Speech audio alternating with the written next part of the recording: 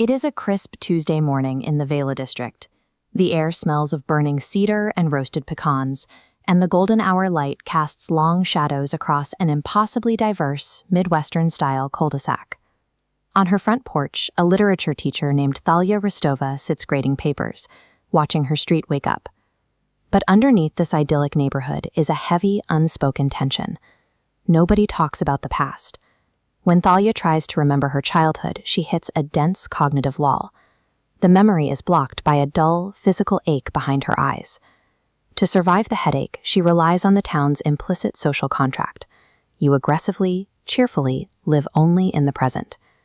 As Thalia sips her coffee, the distant horizon beyond the tree line suddenly flares. A blinding flash of white fire washes out the morning sun. Pure panic spikes in Thalia's chest. Her muscles tense to run.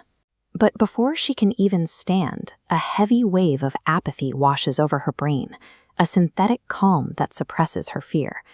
Her neighbor pauses his gardening, smiles placidly at the light, and remarks that it must be morning heat lightning.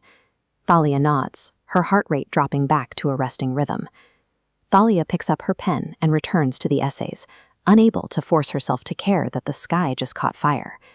This immediate, automated compliance suggests that the residents' very instincts are being managed by something outside the walls of the district. Later that morning, Thalia escapes to the bustling Brass Bell diner. Through the noise of the crowd, she watches Nia, a waitress, and Mateo, a line cook. A heavy silence hangs between them. They aren't speaking or making eye contact, yet they are trapped in a fluid synchronization. They are wiping down counters, breathing, and blinking in the exact same rhythm, down to the millisecond. The tipping point happens in a fraction of a second. Nia turns too sharply and presses the back of her bare hand directly against the scalding hot glass of a freshly brewed coffee carafe. The wet hiss of burning skin fills the air. But Nia doesn't scream. She doesn't even drop the pot. Her expression remains serene and dead-eyed, as if the arm belongs to a mannequin. 10 feet away, separated by a prep counter, Mateo violently drops his metal spatula. He screams in raw agony. Severe, angry, second-degree blisters rapidly swell across the completely untouched skin of his own hand, perfectly mirroring a burn he never received. The physical trauma transferred completely. In the Vala district, the biological boundaries that isolate individual human sensation and pain have quietly evaporated. Days later, a quiet, heavy sickness has saturated the town. In Thalia's third-period literature class, the normal, chaotic noise of 30 teenagers is gone. The room is operating on a single biological rhythm. The students are breathing as one massive lung, and exactly 30 hands reach out to turn the pages of their novels at the exact same millisecond. Thalia asks a student named Priya to stay behind.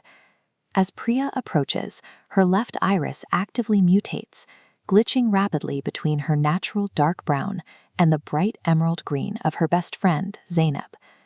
When she speaks, both girls' voices overlap through Priya's vocal cords in a single dual-timbered chord. They announce that they aren't trapped in the fog anymore.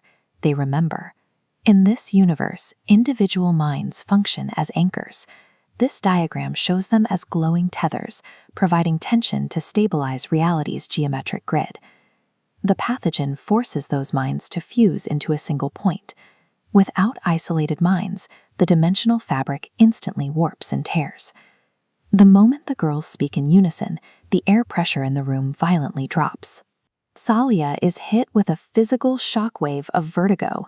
For 3 terrifying seconds, the classroom vanishes.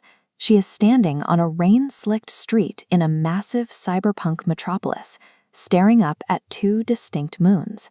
The vision snaps back, leaving Thalia gasping on the floor. Within this ecosystem, human individuality is a structural requirement. Without separate minds to act as anchors, the dimensional membrane lacks the integrity to stay closed.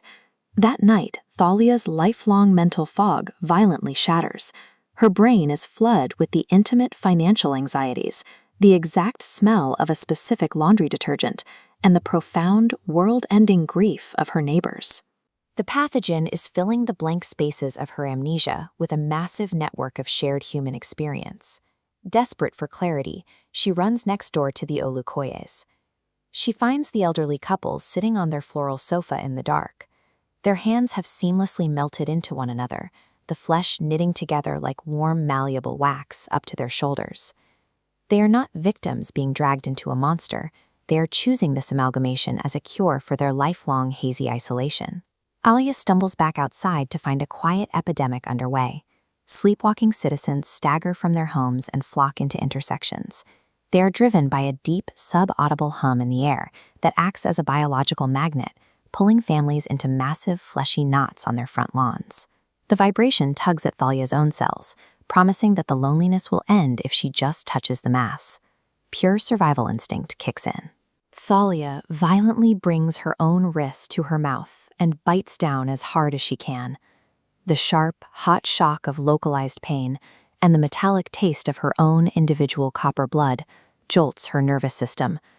It forces her brain to recognize the boundaries of her own body, severing the psychic tether pulling her into the hive. 12 hours later, the dead of night has fallen over the Vala district. The wet, tearing sounds of merging flesh have completely stopped. Resting on the dark asphalt are massive, minivan-sized mounds of interwoven biological matter. Dozens of faces protrude from the surface of each mound, smiling peacefully in absolute unison. Because the minds of Vala have merged, they are no longer anchoring the world. Thalia looks out her barricaded window to see the localized reality completely breaking. The night sky literally fails to render. It tears open with jagged, pixelated static, revealing massive, inverted brutalist architecture bleeding through from another dimension. Just as Thalia's mind begins to fracture, the environment reacts. With a massive, synchronized clack, the ambient amber streetlights cut out, then snap back on in a harsh, strobing tactical red. The comforting smell of burning cedar is instantly overwritten by the sharp, chemical reek of industrial bleach and heavy anesthetics. From every storm drain and sewer grate, a thick, pale green fog cascades over the curbs. As the dense gas rolls over the amalgamated mounds in the street, their synchronized breathing falters. The peaceful smiles melt away, and the massive organisms are forced into a slack-jawed, dormant sleep. This level of automated coordination suggests that the Vala district is not a residential neighborhood. It is a strictly monitored, highly controlled terrarium. Inside her house, Thalia inhales the green fog. Her limbs turn to heavy lead, and she collapses onto the hardwood floor of her entryway, just as the reinforced deadbolt on her front door is blown completely out of its frame. Figures step into the house. They are operatives from the County of Aethel, clad in heavy black hazmat suits and polarized visors. They aren't carrying standard medical kits. They carry motorized titanium bone saws and industrial-grade surgical lasers humming with violet light. They are not rescuers. The lead operative looks down, registers Thalia as an unmerged survivor, and steps directly over her prone body without breaking stride. As the anesthetic drags Thalia into unconsciousness, the last thing she hears is the sizzle of high-heat lasers effortlessly cutting through wet biomass out in the street. According to the encrypted Aethel Observer log, the world government does not view these people as citizens. They classify them as biological hardware, assets cultivated over 18 years for the sole purpose of acting as reality anchors. To stop the merged survivors from finding each other again, Aethel initiates the Radical Segregation Protocol. They scrub the survivors' memories with lethe compounds, assign them fabricated lives, and ship husbands, wives, and children to entirely different sectors across the island. They will never see each other again. The Ouroboros Paradox is this very ecosystem.